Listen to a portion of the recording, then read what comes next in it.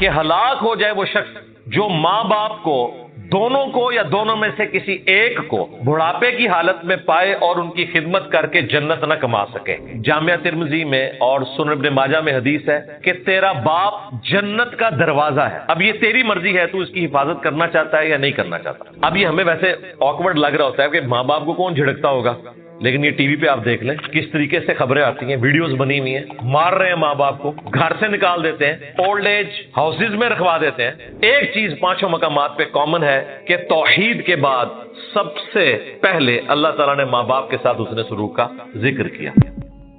اسی آیت کے اندر اب اس سے اگلی کمانڈ آ رہی ہے، اعوذ باللہ من الشیطان الرجیم، بسم اللہ الرحمن الرحیم،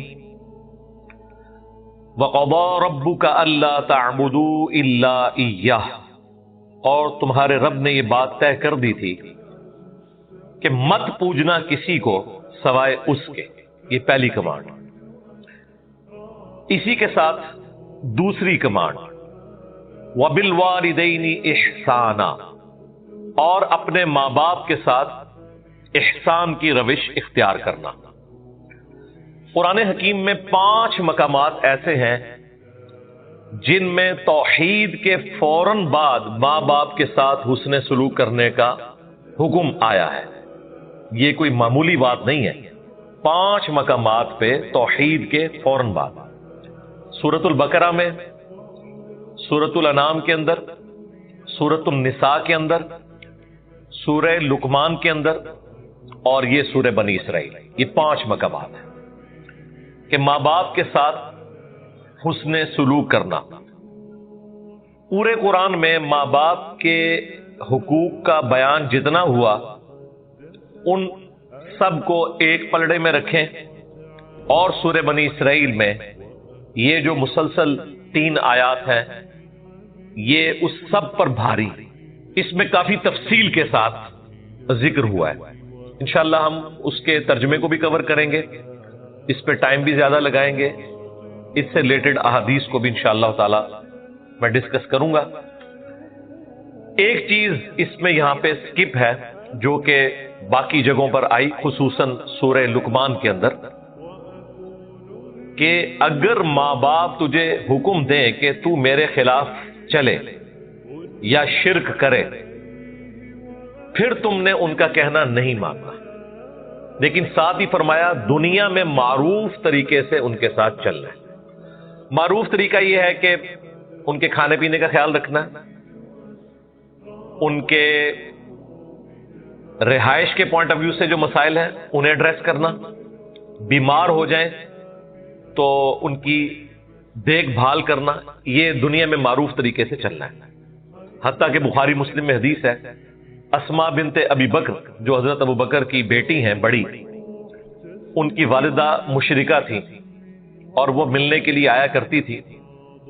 انہوں نے رسول اللہ صلی اللہ علیہ وآلہ وسلم سے پوچھا کہ میری ماں مشرکہ ہے، کیا میں اس کے ساتھ حسن سلوک کروں؟ تو آپ نے فرمایا دنیا میں معروف طریقے کے ساتھ اس کے ساتھ حسن سلوک کرنا ہے۔ لیکن بسا اوقات اس حسن سلوک میں ایگزیجریشن آ جاتی ہے۔ اکثر جذباتی قسم کی آپ کو تقریریں سننے میں ملیں گی کہ جی ماں باپ کے کہنے پہ تو بیوی کو بھی طلاق دے دینی چاہیے۔ اگر ماں باپ کے کہنے کے اوپر بیوی کو طلاق دینی ہے تو پھر تو شادی کرنے کی ضرورت ہی نہیں۔ اس کی وجہ ہے کہ یہ ہو ہی نہیں سکتا کہ شادی کے بعد ساس کا اور بہو کا کنفلکٹ نہ آئے، پھر تو ہر گھر میں طلاق عام ہونی چاہیے۔ پھر تو قرآن و سنت میں یہ تعلیمات ہونی چاہیے کہ شادی کرو اور پہلے ہی ہفتے طلاق دے دو۔ لیکن قرآن و سنت میں تو بالکل اس کے اپوزٹ باتیں ملتی ہیں۔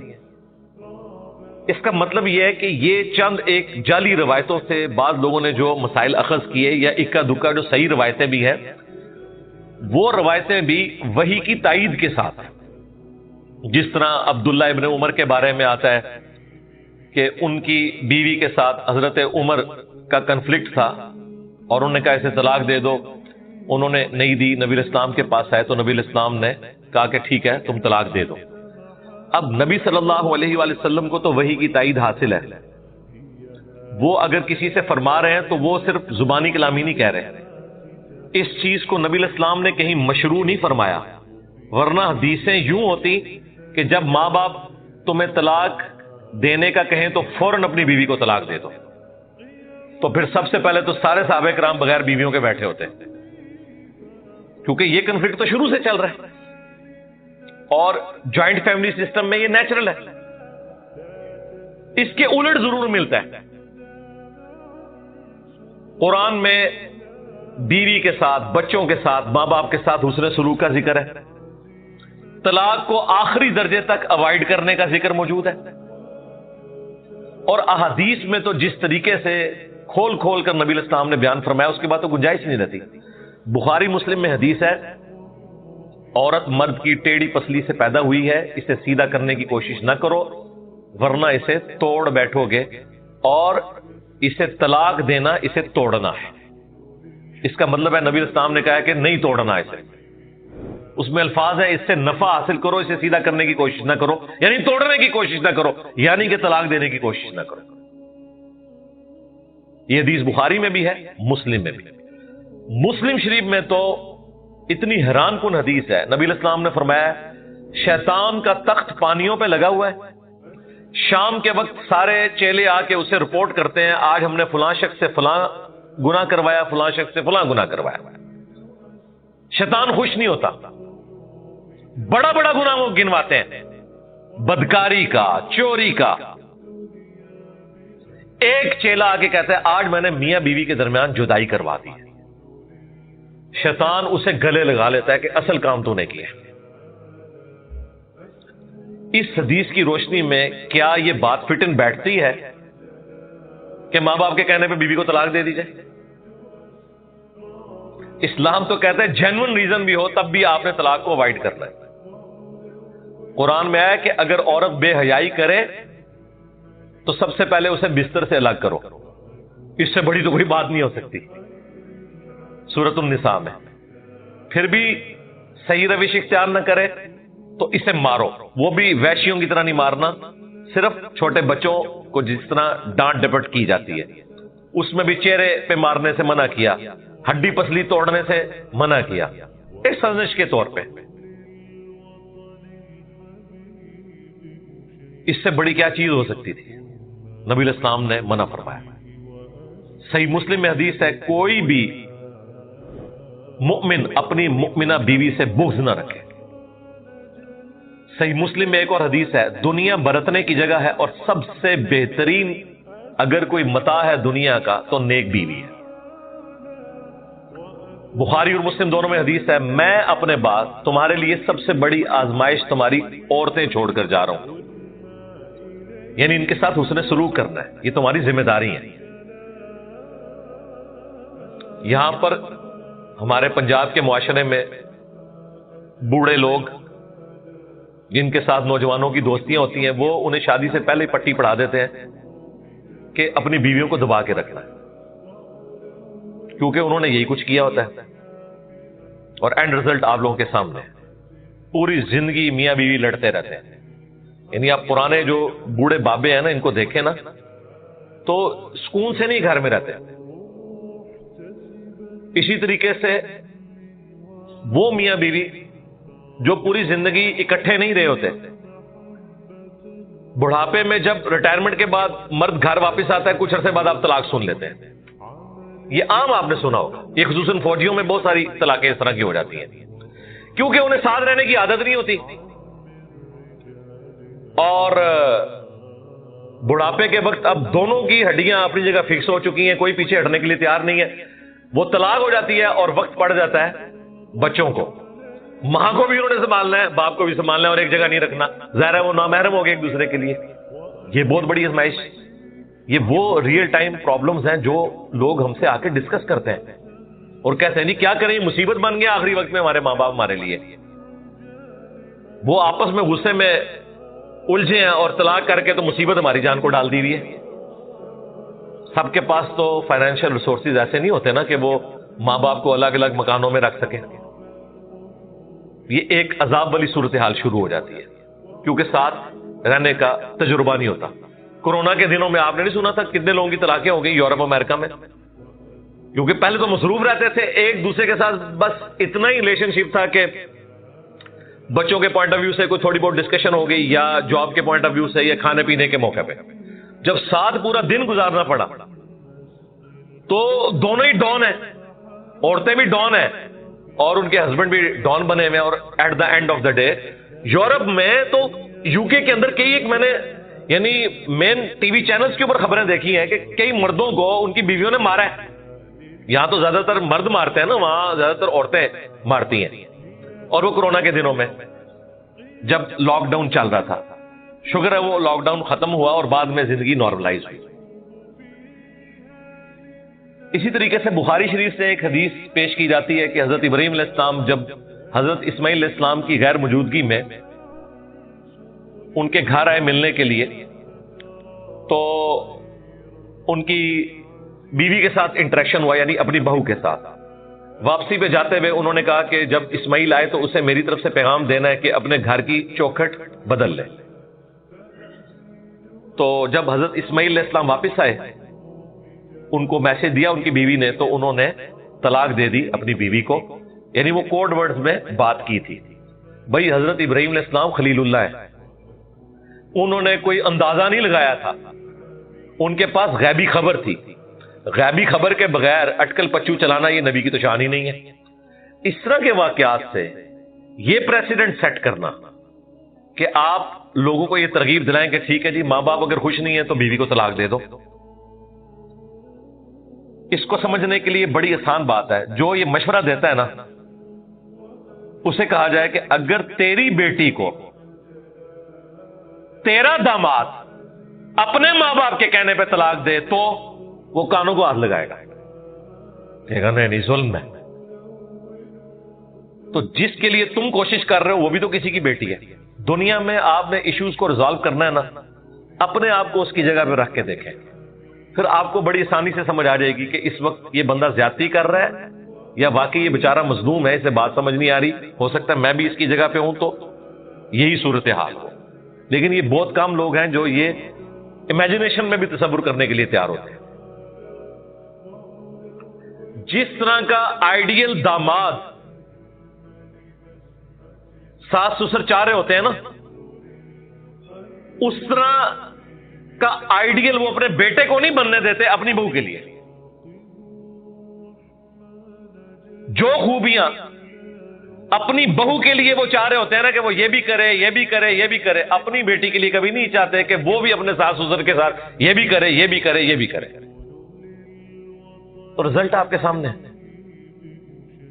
تو حسن سلوک اپنی جگہ، لیکن یہ اس قسم کی چیزوں کو بیچ میں داخل کر کے اسے حسن سلوک کا نام دینا یہ بالکل غلط بات ہے. اسلام میں قطعاً یہ چیز نہیں ہے کہ آپ میاں بیوی کے رشتے کو اکھاڑ کے پرے پھینکیں، بلکہ اسلام میں تو ساس سسر کا پریکٹیکلی جو رشتہ ہے وہ آپ کو کوئی ایگزامپل ملتی ہی نہیں ہے. نبی علیہ السلام کے مبارک دور میں، صحابہ کرام کے دور میں، کیوں؟ وہاں ضروریات کم تھی. جیسے ہی شادی ہوتی تھی ایک خیمہ الگ سے لگ جاتا تھا نئی فیملی کا، وہ الگ ہو جاتے تھے، یوں لڑائی جھگڑے بھی کم ہوتے تھے. حسن سلوک اپنی جگہ جاری ہے، وہ ذہن میں رکھیے گا. وہ بیٹے کی ذمہ داری ہے، اس نے اپنے ماں باپ کے ساتھ حسن سلوک کرنا ہے. بیمار ہو جائیں گے ان کی خدمت کرے گا، ان کے کھانے پینے کا رہائش کا بندوبست کرے گا، یہ اس نے کرنا ہے. وہ اس کی اپنی ذمہ داری اپنی جگہ موجود ہے. اس لیے ان آیات کو بیان کرتے وقت تصویر کا دوسرا رخ بیان کرنا ضروری ہے. اب آ جائیں ماں باپ کے حقوق کی طرف. 5 مقامات پہ، جن میں سے ٹاپ آف لسٹ یہ مقام ہے. ایک چیز اس میں مینشن نہیں ہوئی تھی، سورہ لقمان میں آئی تھی کہ شرک کا کہیں تو پھر ان کا کہنا نہیں ماننا. وہ امپلائڈ تھا، وہ تو بخاری مسلم میں حدیث ہے کہ خالق کی نافرمانی میں مخلوق کی اطاعت نہیں کی جا سکتی، سیدھی سی بات ہے. لیکن پھر بھی انصاف کا تقاضا تھا، میں یہاں پہ کراس ریفرنس دیتا. باقی جتنی تفصیل کے ساتھ یہاں ماں باپ کے ساتھ حسن سلوک کا ذکر ہے، اتنی تفصیل نہ سورہ البقرہ میں آئی، نہ سورۃ النساء میں، نہ سورۃ الانعام میں، نہ سورہ لقمان میں، جو یہ 5ویں مقام میں آئی.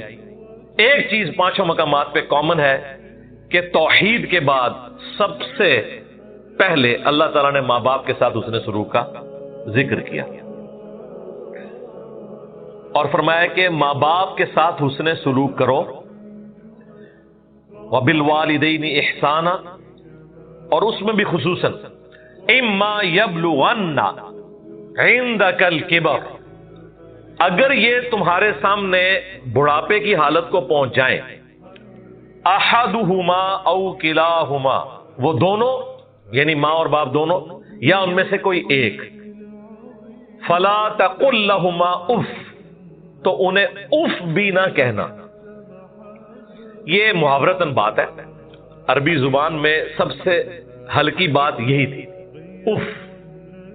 جس طرح ہم پنجابی میں غصے کے اظہار کے لیے کہتے ہیں یہ عربی میں اف ہے، یہ بھی کہنے کی اجازت نہیں ہے، اف بھی نہ کہنا۔ اور خصوصاً بڑھاپے کا ذکر اس لیے ہوا کہ بڑھاپے میں جا کے ماں باپ بچوں والی عادتوں کا شکار ہو جاتے ہیں، باتوں کو بار بار ریپیٹ کرنا، اس میں سننے والے کے لیے کوف بھی ہوتی ہے لیکن اس کو برداشت کرنا ہے، انہیں اف بھی نہ کہنا۔ میں نے تو اس میں جو سب سے آسان ذریعہ ڈھونڈا ہے نا بچنے کا، وہ یہ ہے کہ آپ جتنی مختصر گفتگو کریں گے اتنے ہی گستاخی کے چانسز کم ہو جائیں گے۔ جتنی زیادہ گفتگو کریں گے اور اس میں پھر معاملات کھلتے چلے جائیں تو اس میں پرابلم زیادہ کھڑی ہوتی ہے۔ ٹو دی پوائنٹ معاملات کو لے کے چلیں تو یہ چانسز کم ہو جائیں گے۔ ادروائز ظاہر ہے انسان کو دوسرے انسان کی ایکٹیویٹیز کے اوپر غصہ آ ہی جاتا ہے، وہ آگے ذکر بھی آ جائے گا کہ اس طرح کبھی ہو جائے گا۔ اگر تم بدنیت نہیں ہو نا، جان بوجھ کے ایسا نہیں کر رہے، تو اللہ تعالیٰ بخشنے والا مہربان ہے۔ انٹینشنلی کوئی گستاخی کی نیت نہ ہو، وہ تو پھر قابل گرفت ہے، اس کے اوپر تو کوئی چھٹکارے والی بات نہیں ہے۔ لیکن حد الامکان کوشش کرنی ہے کہ اگر وہ دونوں بڑھاپے کی حالت میں دونوں یا دونوں میں سے ایک پہنچ جائیں تو انہیں اف بھی مت کہنا، ولا تنہرہما، اور انہیں مت جھڑکنا۔ اب یہ ہمیں ویسے آکورڈ لگ رہا ہوتا ہے کہ ماں باپ کو کون جھڑکتا ہوگا، لیکن یہ ٹی وی پہ آپ دیکھ لیں کس طریقے سے خبریں آتی ہیں، ویڈیوز بنی ہوئی ہیں، مار رہے ہیں ماں باپ کو، گھر سے نکال دیتے ہیں، اولڈ ایج ہاؤسز میں رکھوا دیتے ہیں۔ یورپ امریکہ میں اگر رکھواتے ہیں تو مار پیٹ کے نہیں رکھواتے، وہاں کوئی مارنے کا سوچ بھی نہیں سکتا، وہاں پرابلم الگ ہے کہ وہ ذمہ داری اٹھا نہیں سکتے، اور وہ اپنی جگہ جسٹیفائی ہیں کیونکہ ان کے ماں باپ نے بھی بچپن میں ان کے ساتھ اسی قسم کے سلوک کیا ہوتا ہے۔ وہ اپنی لائف بھرپور گزار رہے ہوتے ہیں اور پیرلل میں بس کبھی اسکول بورڈنگ اسکول میں داخل کروا دیا، پھر جب وہ کہتے ہیں اب ہم ان کو اسکول میں داخل کروائیں گے۔ ہمارے سب کانٹیننٹ کے معاشرے میں جو ماں باپ کا ایک گہرا رشتہ ہے اپنی اولاد کے ساتھ، تن من دھن لگا دیتے ہیں۔ جتنے بھی آپ کو کامیاب لوگ نظر آ رہے ہیں ان کے پیچھے آپ کو سب سے زیادہ کنٹریبیوشن ان کے ماں باپ کی نظر آتی ہے، فائنینشیل بھی، اخلاقاً بھی، ہر لحاظ سے، تب وہ کسی مقام کے اوپر پہنچتے ہیں۔ یہاں تو معاملہ ڈفرینٹ ہے، یہاں تو یعنی پھر وہ جسٹیفائی ہے یہ چیز کہ اولاد کا کام ہے کہ ماں باپ کے ساتھ حسن سلوک کرے، وہاں کا معاملہ ایک ڈفرینٹ ہے۔ تو جھڑکنا بھی نہیں، وَقُلْ لَهُمَا قَوْلًا كَرِيمًا، اور ان کے ساتھ بات نرمی کے ساتھ کرنی ہے، رسپیکٹ کے ساتھ کرنی ہے۔ وَاخْفِضْ لَهُمَا جَنَاحَ الذُّلِّ مِنَ الرَّحْمَةِ، اور اپنے بازو کندھے جھکا کر رکھنے ہیں عاجزی کے ساتھ، یعنی اس کو لفظی ترجمہ تو یہ ہے کہ اپنے پروں کو بچھا کے رکھنا ہے، جیسے ایک ماں بچوں کی حفاظت کرتی ہے یا ایک مرغی اپنے چوزوں کو اپنے پروں کے نیچے لیتی ہے، اس طریقے سے ماں باپ کے ساتھ بڑھاپے میں سلوک کرنا ہے۔ جناح الذل من الرحمہ، رحمت کے ساتھ۔ وقل رب ارحمہما کما ربیانی صغیرا، اور ان کے حق میں یہ دعا کرنی ہے کہ اے رب ہمارے ان دونوں پر رحم فرما جس طرح انہوں نے بچپن میں مجھے پالا تھا۔ یہ دعا یاد ہونی چاہیے، تشہد میں پڑھیں، آگے پیچھے پڑھیں اپنے ماں باپ کے لیے، رب ارحمہما کما ربیانی صغیرا، اے رب ہمارے ان دونوں پر رحم فرما جس طرح بچپن میں انہوں نے ہمیں پالا تھا۔ اس کو اگر جمع کے سیغے سے پڑھیں مزید، رب ارحمہم کما ربیانی صغیرا، اے رب ہمارے ان تمام پر رحم فرما۔ اب یہ جمع کا سیغہ ہے، یہ 3 اور 3 سے زیادہ کے لیے. عربی میں جمع 3 سے شروع ہوتی ہے. یہاں تسنیہ کا صیغہ ہے ان دونوں پر. رب ارحمہما ان دونوں پر، رب ارحمہم ان تمام پر. اس کو جمع کے صیغے سے بدلیں گے تو اس میں آپ اپنے دادی، دادا، نانی، نانا وہ بھی سارے شامل ہو جائیں گے. اور یہ سنت ہے کہ جمع کے صیغوں کے ساتھ دعا کی جا سکتی ہے.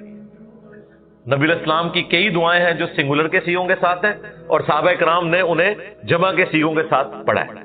بعض اوقات تو نبی علیہ السلام نے بھی ان کو جمع کا صیغہ کر دیا، جس طرح اللہم اجرنی من النار احادیث میں آیا ابو داؤد کے اندر. ہم اسے جمع کے صیغے کے ساتھ پڑھتے ہیں اللہم اجرنا من النار. یا حی یا قیوم برحمتک استغیث، الف کے ساتھ حمزہ سے پڑھیں گے تو سنگولر کا صیغہ ہے.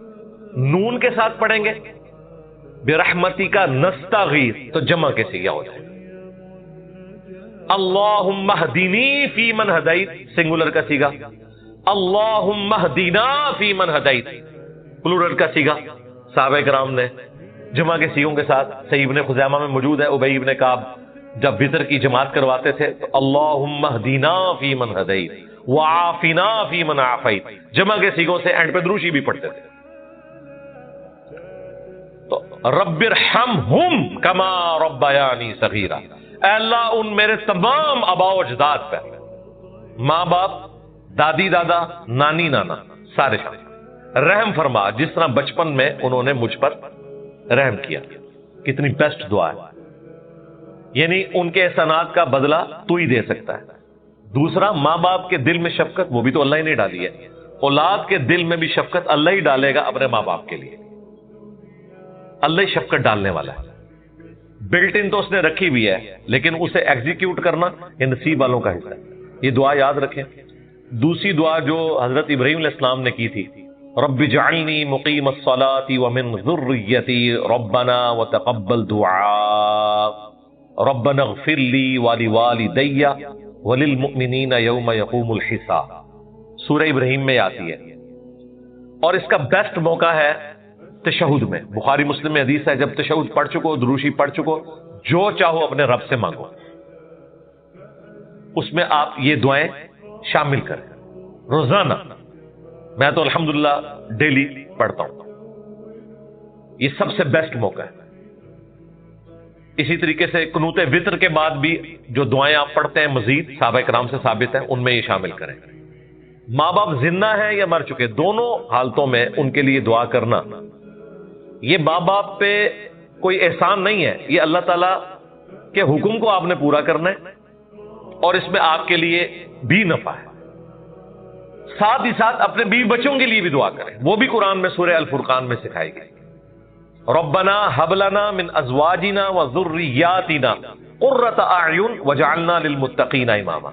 اے رب ہماری بیویوں میں اور ہماری اولاد میں ہماری آنکھوں کی ٹھنڈک بنا دے. یعنی ان کے اعمال ایسے ہوں کہ میری آنکھیں ٹھنڈی ہوں. اور ہمیں پرہیزگار لوگوں کا امام بنا، پرہیزگار لوگوں کا فور فادر، ابا و اجداد ہمیں بنا دے. یعنی ہماری نسل میں بھی سب لوگ پرہیزگار ہوں. یہ دعا ہے.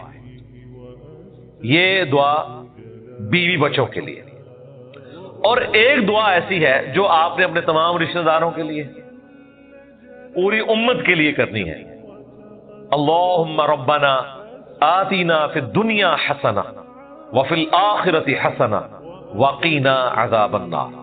اس میں سارے شامل ہو جائیں گے. رب ہمیں دنیا میں بھی بھلائیاں عطا فرما، آخرت میں بھی بھلائیاں عطا فرما، اور آخرت کی سب سے بڑی بھلائی عطا فرما دے کہ ہمیں آگ کے عذاب سے بچا لے. آمین.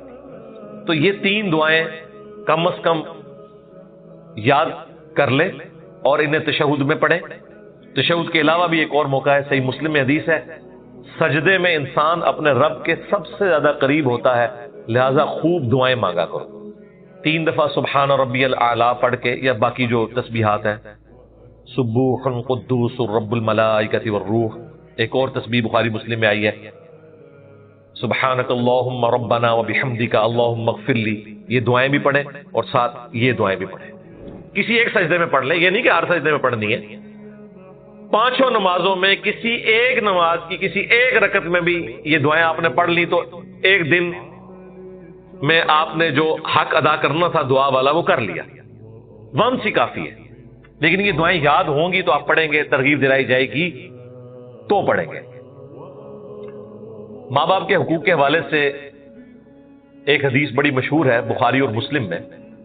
نبی صلی اللہ علیہ وآلہ وسلم سے ایک صحابی نے پوچھا کہ میرے حسن سلوک کا سب سے زیادہ حقدار کون ہے اس پلانٹ ارتھ پہ مخلوقات میں سے؟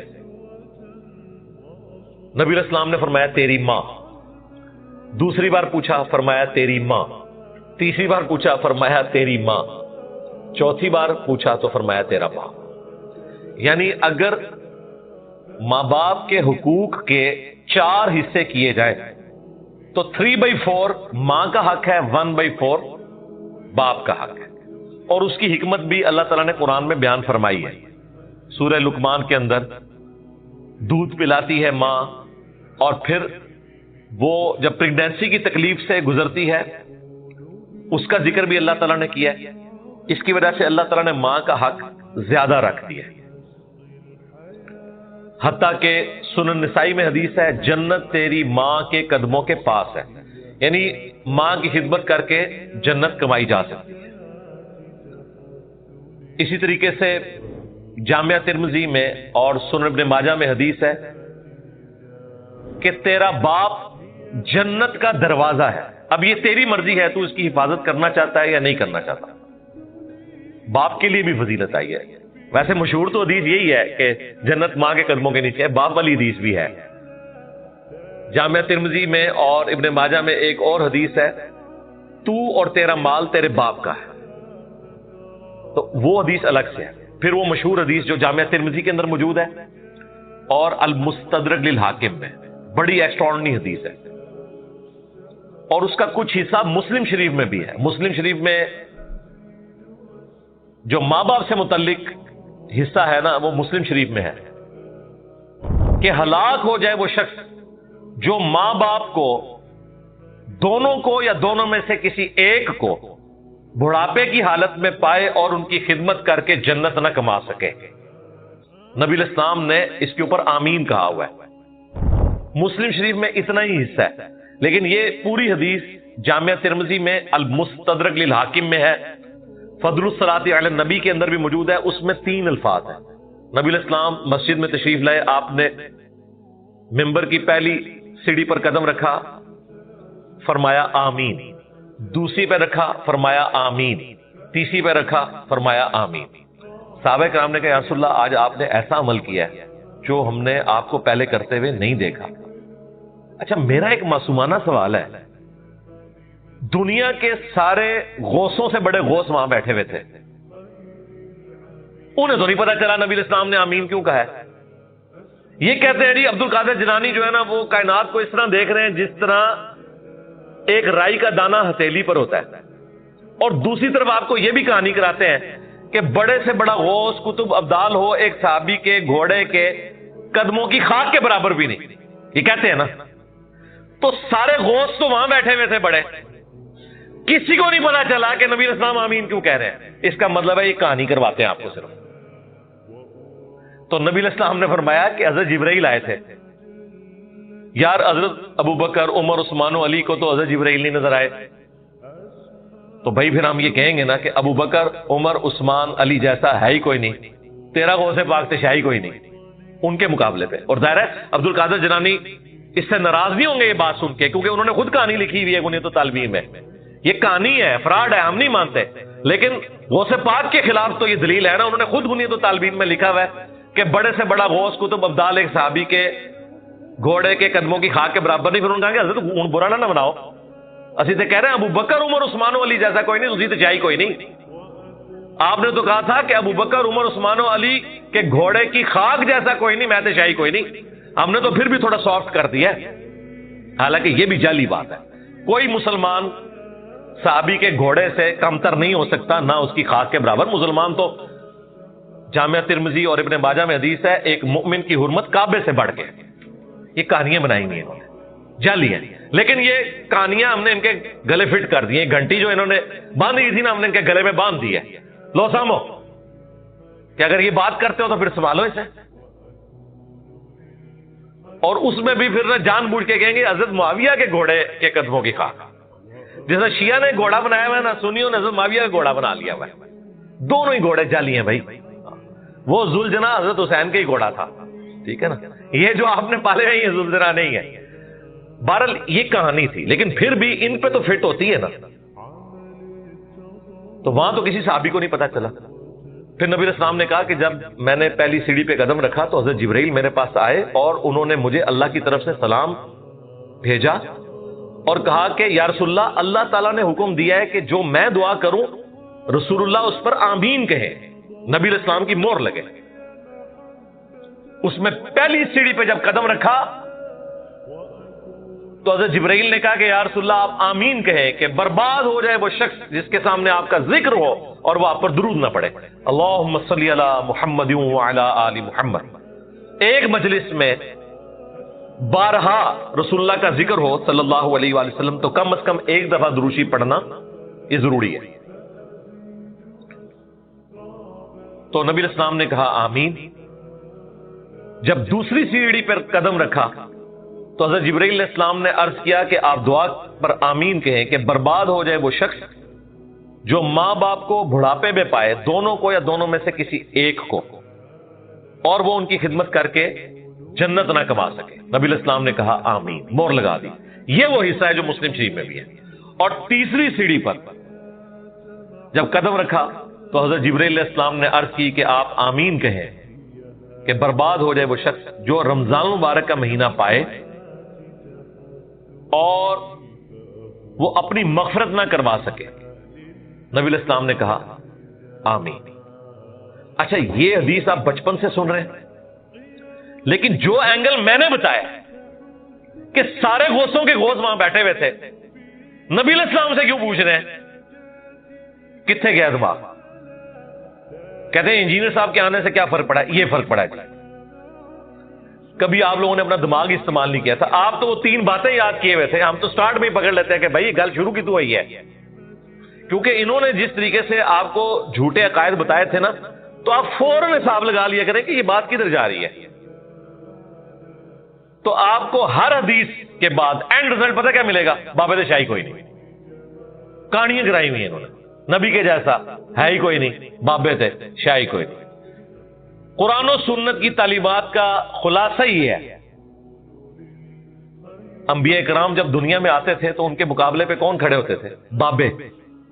اور ان بابوں میں کافر بابے بھی ہوتے تھے اور اولیاء اللہ بھی ہوتے تھے. یہ یہودیوں کے جو بڑے بڑے پریسٹ ہیکل سلمانی میں بیٹھے ہوئے تھے, غوث وقت ہی تھے نا, موحدین تھے نا, وقت کے غوث تھے نا. یعنی کہ امام کعبہ وہ والا ٹائٹل تھا ان کا. حضرت عیسیٰ علیہ السلام کا انکار کر کے مردود ہوئے, اس وقت تک تو وہ غوث وقت تھے نا. تو حضرت عیسیٰ علیہ السلام کی مخالفت کنہوں نے کی؟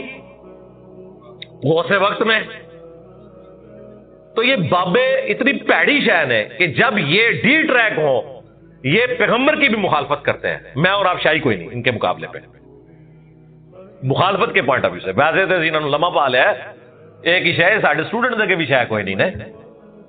یعنی اپنی ہٹ دھرمی میں یہ جس اعلیٰ درجے پہ پہنچے ہوئے ہیں اس کے مقابلے پہ عام مسلمان تو ولی ہے جو ہٹ دھرمی ان کے اندر پائی جاتی ہے. اسی لیے قرآن میں آیا سورہ حامیم سجدہ میں کہ قیامت والے دن جہنمی کہیں گے کہ اے اللہ, جنوں اور انسانوں میں سے ہمارے وہ بزرگ جنہوں نے ہمیں دنیا میں گمراہ کیا, آج انہیں ہمارے حوالے کر ہم انہیں اپنے پاؤں کے نیچے روندیں گے کہ ان کی وجہ سے ہم گمراہ ہوئے.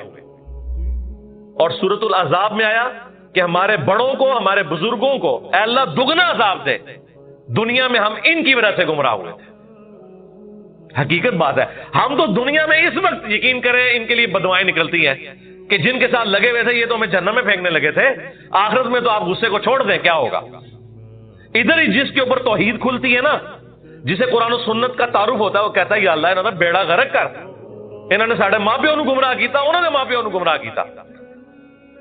آپ ذرا امیجن کریں کتنے لوگ ہماری لائف سٹریم میں آ کے رو رہے ہوتے ہیں کہ جی ابا جی اسی طریقے سے شرک کرتے ہوئے مر گئے, ہم کنہیں بدوائیں دیں اپنے بزرگوں کو. ان کے اوپر قنوت نازلہ پڑھیں. خوش نصیب ہیں وہ لوگ جنہوں نے اپنے ماں باپ کو مرنے سے پہلے اللہ کی توفیق سے دعوت دے کے حق پر لانے میں وہ کامیاب ہوئے ہیں اور جہنم میں جانے سے بچا لیا ہے. جن کے تو مر چکے ہیں ان سے پوچھیں وہ کس تکلیف میں ہیں. وہ تو کہتے ہیں کہ انہوں نے لمحہ پاواں گے، ٹوٹے ٹوٹے کرواواں گے انہوں نے اپنے سامنے. سورۃ الاعراف میں آئے کہ جب کبھی بھی کوئی جہنم میں داخل کی جائے گی نا امت، تو وہ کہے گی کہ اے اللہ ہمارے بزرگوں کو دگنا عذاب دینا جن کے پیچھے چل کے ہم گمراہ ہوئے تھے. اللہ تعالیٰ فرمائے گا تمہارے لیے بھی دگنا ہے اور تمہارے بزرگوں کے لیے بھی دگنا ہے، کیونکہ تم بھی تو آنے والوں کے لیے بزرگ بنے ہوئے ہو نا. یہ آج جو علماء کے نام اتنے احترام سے لیتے ہیں، کیوں لے رہے ہوتے ہیں؟ کل کو انہوں نے بوڑھا ہونا ہے نا تو ان کے نام بھی احترام سے لیے جائیں. اسی لیے اتنی لمبی دمیں لگائیں گے، علماء کے فضائل سنائیں گے. آپ کہیں گے یار اس کو کیا اس میں سے فائدہ؟ بھائی کل کو اس کی داڑھی سفید ہونی ہے، یہ ساری دمیں اس نے اپنے ساتھ لگانی ہے، کیونکہ وہ جو دموں والا ہے اس نے تو قبر میں چلے جانا ہے، دمیں اس نے باہر چھوڑ جانی ہے، وہ اس نے اپنے ساتھ لگانی ہے. تو وہ پہلے تیار کر رہا ہوتا ہے آپ کو کہ اگلی باری میری ہے. اور وہ میں نے آپ کو بتایا نا کہ جو نیا آتا ہے نا اپنا لچ فرائی کر کے جاتا ہے. تصوف میں قادری سلسلہ ایگزسٹ ہی نہیں کرتا تھا، یہ جنیدیہ سلسلہ تھا. علی بن عثمان حجویری بھی کشف المحجوب میں جنیدیہ سلسلہ لکھتے ہیں اسے، کیونکہ وہ بھی سلسلہ جنیدیہ میں تھے.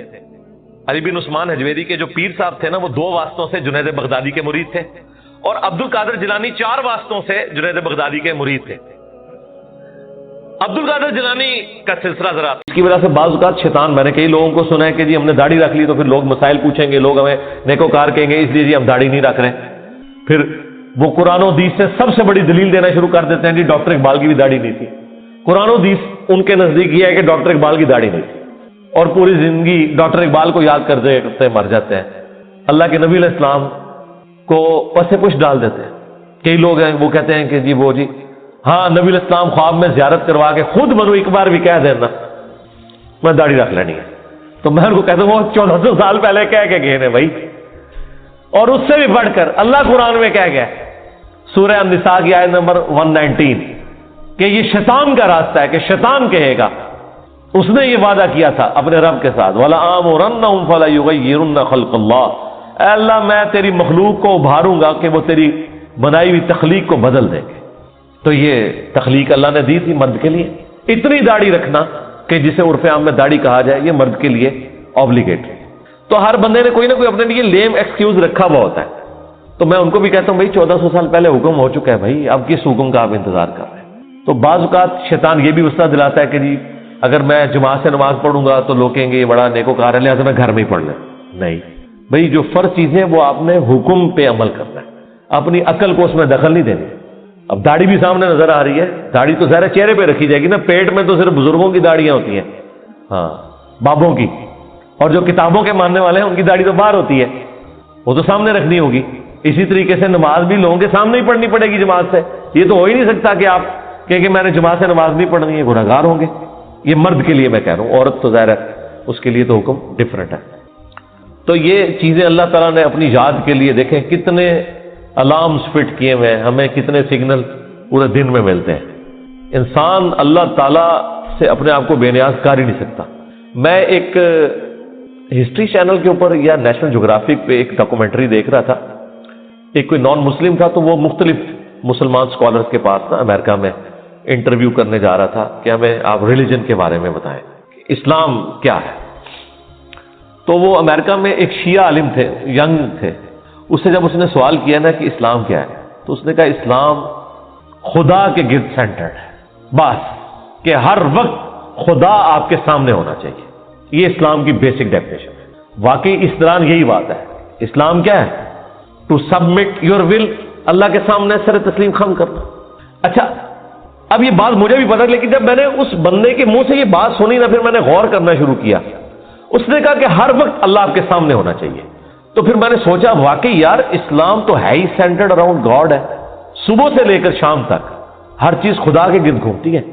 صبح اٹھ کے آپ پہلا جملہ کیا بولتے ہیں؟ الحمدللہ الذی احیانا بعدما اماتنا والیہ النشور.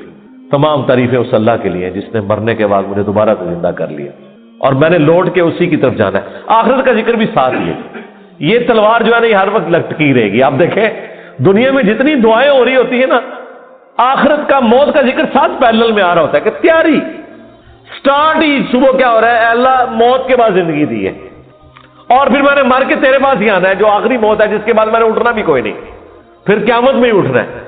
یہ سٹارٹ ہو رہا ہے۔ نماز پڑھیں گے، وہ تو ذکر کی اعلیٰ ترین چیز، واقعی میں الصلاۃ لذکری، میری یاد کے لیے نماز کو قائم رکھنا، اور نماز کے بعد بھی اذکار، نماز کے اندر بھی اذکار، مسجد میں جانے کی دعا وہ بھی گاڈ اورینٹڈ، مسجد سے نکلنے کی دعا، ٹوائلٹ گئے ہیں تو اس میں جانے کی دعا، اس سے نکلنے کی دعا، پھر گھر سے نکلے ہیں پھر اللہ کو یاد کر کے نکلے ہیں، جہاں جا رہے ہیں اپنا کوئی کام سٹارٹ کر رہے ہیں تو اللہ کے نام سے سٹارٹ کر رہے ہیں، اور ساتھ یہ ٹینشن لگی ہوئی ہے کہ فجر تو پڑھ لی ہے، اب زور کا وقت اتنے بجے ہے، اپنے آپ شیڈیول کو سیٹ کرتے ہیں تاکہ میں جماعت سے نماز پڑھ سکوں، تو بس جو یہ شیڈیول طے کر رہا ہے نا وہ بھائی فجر سے لے کے زور تک نماز کی حالت میں ہے، کیونکہ وہ نماز کے انتظار میں بیٹھا ہے۔ نماز کے انتظار میں بیٹھنے کے لیے مسجد میں بیٹھنا ضروری نہیں ہے، کوئی اپنے آفس میں بھی بیٹھا ہے نا اس انتظار میں کہ میں نے نماز کے لیے جانا ہے، وہ نماز کے انتظار میں بیٹھا ہوا ہے، پھر نماز کا وقت آ جانا ہے، پھر بازار میں جانے کی دعا، سواری پہ بیٹھے ہیں تو اس پہ دعا، وہ ساری دعائیں ذرا آپ پڑھیں، کوئی بزرگ بابا آپ کو ان دعاؤں میں نظر نہیں آئے گا، خدا سے شروع ہو کے خدا پہ ختم۔ یہ کائنات سینٹرڈ اراؤنڈ گاڈ ہے، ہماری زندگی کا مقصد خدا کی پہچان ہے، انبیاء کے دنیا میں آنے کا مقصد خدا کی پہچان ہے، ہر چیز خدا کے گرد گھومتی ہے۔ یہ اصل میں اللہ کو مطلوب انسان ہے جو سینٹرڈ اراؤنڈ گاڈ ہو۔ تو آپ اس کے ذرا ٹیسٹ کو فیل کریں، الذین آمنوا، جو لوگ ایمان لائے، وتطمئن قلوبہم بذکر اللہ، اور مطمئن ہوتے ہیں ان کے دل اللہ ہی کی یاد سے، الا بذکر اللہ، اور 100 دفعہ لا الہ الا اللہ پڑھ لیا کرو، یہ زمین و آسمان کے درمیان جتنا فاصلہ ہے اس کو ثواب سے بھر دے گا۔ سر لا الہ الا اللہ کے پھر برابری کون کر سکتا ہے؟ وہ حدیث بطاقہ ہے نا، کاغذ کے پرزے والی حدیث جامع ترمذی میں، کہ ایک شخص کے 99 دفاتر گناہوں کے کھولے جائیں گے اور نامہ مال تل رہا ہوگا تو اللہ تعالیٰ فرمائے گا میں کسی کے ساتھ ناانصافی نہیں کرتا، دوسری طرف ایک کاغذ کا ٹکڑا ڈالا جائے گا جس پہ لا الہ الا اللہ لکھا ہوگا، وہ شخص کہے گا یہ ایک ٹکڑا کیا کر سکتا ہے، بس وہ رکھنے کی دیر ہوگی وہ پڑھنا بھاری ہو جائے گا، اللہ کے نام سے تو وزنی کوئی چیز نہیں ہو سکتی، اسے کہتے ہیں کاغذ کے پرزے والی حدیث، اس کے لیے جنت کا حکم ہو جائے گا، لا الہ الا اللہ کا مقابلہ نہیں ہے۔ تو یہ 4 وظیفے ہیں، سبحان اللہ، الحمدللہ، اللہ اکبر، لا الہ الا اللہ۔ یہ اتنا محبوب وظیفہ ہے کہ جو سنن ابی داؤد میں، جامع ترمذی میں صلاۃ و تسبیح والی حدیث ہے، اس میں 300 دفعہ کون سے کلمات پڑھے جاتے ہیں؟ یہی سبحان اللہ والحمدللہ ولا الہ الا اللہ واللہ اکبر، بس اتنا ہی پڑھنا ہوتا ہے۔ یہ ولا حول ولا قوت الا باللہ کی حدیثیں الگ سے ہیں، لیکن صلاۃ و تسبیح میں اتنا ہی پڑھنا ہوتا ہے، 4 کلمات۔ حتیٰ کہ صحیح مسلم میں حدیث ہے، نبی علیہ السلام نے فرمایا یہ 4 کلمات مجھے ہر اس چیز سے بڑھ کر محبوب ہیں جن پہ سورج طلوع ہوتا ہے، یعنی دنیا اور جو کچھ دنیا کے اندر ہے اس سے بڑھ کر مجھے یہ چیز محبوب ہے کہ میں یہ 4 کلمات کہہ لوں، سبحان اللہ والحمدللہ ولا الہ الا اللہ واللہ اکبر۔ اور صحیح مسلم کی ایک اور حدیث ہے کہ نبی علیہ السلام نے فرمایا اللہ تعالیٰ کو اس سے بڑھ کر کوئی اور کلمات محبوب نہیں ہے، اور یہ حصہ بخاری میں بھی ہے اس کا، اور اس میں اللہ تعالیٰ کی طرف سے کوئی پابندی نہیں ہے، تم ان کی ترتیب بھی بدل سکتے ہو، یعنی سبحان اللہ کے بعد آپ اللہ اکبر پڑھ لیں، پھر لا الہ الا اللہ، کوئی فرق نہیں ہے، یہ ایک اوپن چیز ہے۔ آپ یوں بھی کر سکتے ہیں کہ پہلے 100 دفعہ پڑھ لیں سبحان اللہ سبحان اللہ سبحان اللہ، الحمدللہ الحمدللہ الحمدللہ، اللہ اکبر، کیونکہ را کو پھر لام سے ملائیں گے، اللہ اکبر اللہ اکبر اللہ اکبر، لا الہ الا اللہ لا الہ الا اللہ لا الہ الا اللہ۔ اور یوں بھی پڑھ سکتے ہیں، وہ زیادہ بہتر ہے، سبحان اللہ والحمدللہ ولا الہ الا اللہ واللہ اکبر، کیونکہ اکبر پہ وقف کریں گے، ورنہ یہ سبحان اللہ تو الحمدللہ ہی پڑھ نہیں سکتے آپ، کیونکہ الحمدللہ الحمدللہ الحمدللہ بنے گا کنٹینیوس، جیسے اللہ اکبر اللہ اکبر اللہ اکبر بنتا ہے، تو وقف کرنا پڑے گا سوائے سبحان اللہ کے، سبحان اللہ یہ تو پڑھ سکتے ہیں، لیکن الحمدللہ کو الحمدللہ الحمدللہ وقف کرنا پڑے گا۔ اللہ اکبر اگر ملائیں گے تو اللہ اکبر اللہ اکبر، را کو لام سے، تو اس کی بجائے اتنی مشکل میں نہ پڑھیں سبحان اللہ والحمد للہ ولا الہ الا اللہ واللہ اکبر، ایک تسبیح پڑھ لے، چاروں وظیفے 100 دفعہ ہو جائیں گے، کیونکہ نبی علیہ السلام نے اجازت دے دی ہے نا، آگے پیچھے دائیں بائیں کچھ بھی کر سکتے ہو، اور یہ ترتیب تو صلاۃ و تسبیح میں موجود ہے، نبی علیہ السلام نے کلمات پڑھے بھی ہیں۔ آپ کو پتہ ہے تبلیغی جماعت والے 3 وظیفے بتاتے ہیں، ویسے بڑی سمجھداری سے ہی کسی نے وہ ڈیوائس کیے ہوئے ہیں، 100 دفعہ وہ یہ بتاتے ہیں سبحان اللہ والحمد للہ ولا الہ الا اللہ واللہ اکبر، وہ ساتھ وہ بتاتے ہیں ولا حول ولا قوت الا باللہ، وہ بھی پڑھ سکتے ہیں، وہ بھی صحیح بخاری میں رات کو اٹھتے وقت کی دعا ہے، فی العلی العظیم تک بھی پڑھ سکتے ہیں، وہ ابن ماجہ میں موجود ہے۔ میرا ایک یوٹیوب پہ کلپ ہے 6 کلموں کا ثبوت، تو میں نے بتایا 4 کلمے ثابت ہیں، 2 مولویوں کے لکھے ہوئے ہیں، آخری والے جو ہیں، تو بلکہ وہ میرا بیٹا تو وہ اس کے وہ کورس میں آیا تو اس نے وہ 2 یاد ہی نہیں کیے، تو اس کو ماں کہہ رہی یاد کرو، کہتی وہ کہتا ثابت ہی نہیں ہے تو کیوں سارے یاد کر۔ ہم ریکویسٹ کریں گے، ہمارے پاس بھی وہ کورس اسلامیات کا جو ہے نا اس کو ریویو کرنے کے لیے بھیجا ہوا ہے ہماری اکیڈمی میں انہوں نے، تو ہم اس میں ان کو ریکویسٹ کریں گے کہ یہ آخری 2 کلمے نکال دیں، پہلے 4 کلمے ثابت ہیں، وہ تو ثابت ہی نہیں ہے، تو خام خواہ لوگوں کو آپ رٹا رہے ہیں، الٹا جن لوگوں کی شادی ہونے والی ہوتی ہے وہ بیچارے ٹینشن میں پڑے ہوتے ہیں 6 کلمے یاد کرنے کے، حالانکہ کلمے کے ساتھ تو کوئی تعلق ہی نہیں اس کے۔ تو یہ جو صلاۃ و تسبیح کے اندر بھی پڑھا جاتا ہے، لیکن اس میں لا حول ولا قوت الا باللہ نہیں، وہ تو لادہ سے بخاری مسلم میں حدیث ہے کہ جنت کے خزانوں میں سے ایک خزانہ ہے لا حول ولا قوت الا باللہ، تو آپ پڑھنا چاہتے ہیں ضرور پڑھیں، اس میں وظیفے کے طور پہ آپ پوری تسبیح اس کی پڑھ لیں بے شک۔ تو تبلیغ جماعت والے یہ بتاتے ہیں 100 دفعہ درود شریف بتاتے ہیں اور 100 دفعہ استغفار بتاتے ہیں، تو بہت انٹلیکچوئل چیز ہے۔ یہ وظیفہ اتنا کمال ہے کہ آپ کے ہر فرض نماز کے بعد یہ وظیفہ نبی علیہ السلام نے مشروع کیا ہے، مسلم شریف میں حدیث ہے ہر فرض نماز کے بعد یہ وظیفہ پڑھنے والا کبھی نامراد نہیں جاتا، 33 دفعہ سبحان اللہ، 33 دفعہ الحمدللہ اور 34 دفعہ اللہ اکبر۔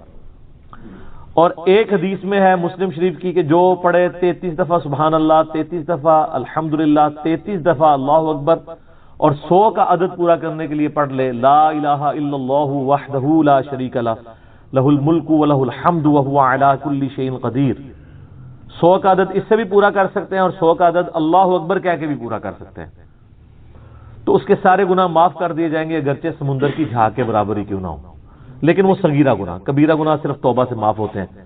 وہ صحیح مسلم میں حدیث ہے کہ اگر بڑے گناہوں سے بچا جائے تو ایک جمعے سے دوسرا جمعہ، ایک رمضان سے دوسرا رمضان اور ایک نماز سے دوسری نماز درمیان کے گناہوں کا کفارہ بن جائے گی، لیکن جو نماز ہی نہیں پڑھتا تو جمعہ پڑھتا رہے تو وہ تو بڑے گناہوں سے نہیں بچا ہوا نا۔ مسلم شریف میں حدیث ہے بندے کے کفر اور اسلام کے درمیان فرق نماز ہے، یہ نہ ہوگا ایک رمضان پڑھ لے اگر رمضان کے لیے بیچ چلے سارے، نہیں نہ اس طرح نہیں ہوگا۔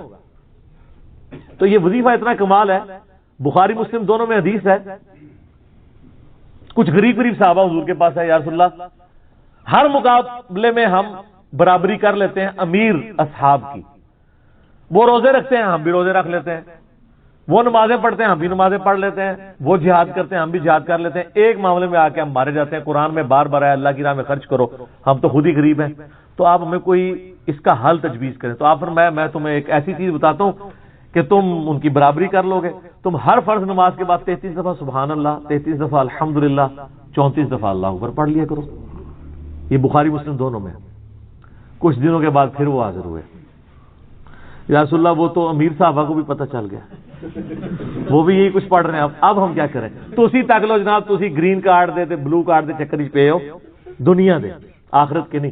صحابہ کرام آخرت کے بلو اور گرین کارڈ کی بات کرتے تھے۔ تو نبی علیہ السلام مسکرائے، آپ نے فرمایا ذالک فضل اللہ یؤتی من یشاء، یہ اللہ کا فضل ہے، میں تو اللہ کا فضل نہیں روک سکتا، ٹھیک ہے نا۔ تو ظاہر گیون سرکمسٹانسز اللہ کے دیے ہوئے ہیں، اس کے اندر آپ بیسٹ پرفارم کرنے کی کوشش کریں۔ اللہ کے فضل کو تو کوئی روک نہیں لگا سکتا نا، کوئی یہ نہیں کہہ سکتا کہ جی وہ یعنی تیرے ہوتے جنم لیا ہوتا کیوں نہیں ہوا، ہو سکتا ہے ابو جہل ہی ہوتا۔ تو جس حال میں اللہ نے رکھا ہے اسی کو آپ بہتر سمجھیں۔ تو اس طرح کی کئی احادیث ہیں جو ان وظیفوں کو سپورٹ۔ اچھا مسلم شریف میں ایک حدیث میں یہ بھی آیا کہ 10 دفعہ سبحان اللہ، 10 دفعہ الحمدللہ اور 10 دفعہ اللہ اکبر۔ اگر کسی کے پاس ٹائم تھوڑا ہے نا تو فرض نماز کے بعد یہ بھی پڑھ سکتا ہے، 10 دفعہ بھی وظیفہ یہ والا کیا جا سکتا ہے۔ ایک بڑی ذکر انگیز حدیث ہے، ہمارے یوسف بھائی نے اس پہ کلپ بھی بنایا ہے، صفین کی راتوں میں، بخاری مسلم دونوں میں حدیث ہے۔ مولا علی علیہ السلام خود روایت کر رہے ہیں، وہ کہتے ہیں کہ نبی علیہ السلام کو جب اللہ نے کشادگی دی، کچھ غلام آپ کو گفٹ ملے، تو میں نے فاطمہ سے کہا کہ تم پورا دن گھر کی صفائی کرتی ہو، چکی چلاتی ہو، اس کی وجہ سے ان کے ہاتھ پہ بھی نشان بن گئے تھے، اس طریقے سے سامان اٹھا کے لاتی تھیں تو وہ رسی کے نشان یہاں پڑے ہوئے تھے۔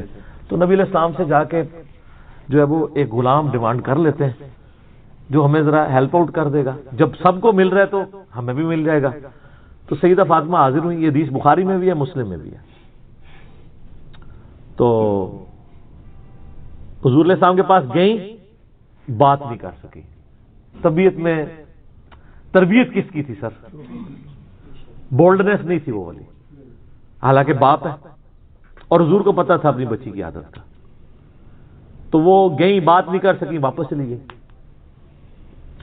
تو حضور علیہ السلام محفل برخاست ہوئی، آپ خود آ گئے۔ سر وہ حدیث کمال ہے، مولا علی کہتے ہیں میں اور فاطمہ ایک چادر میں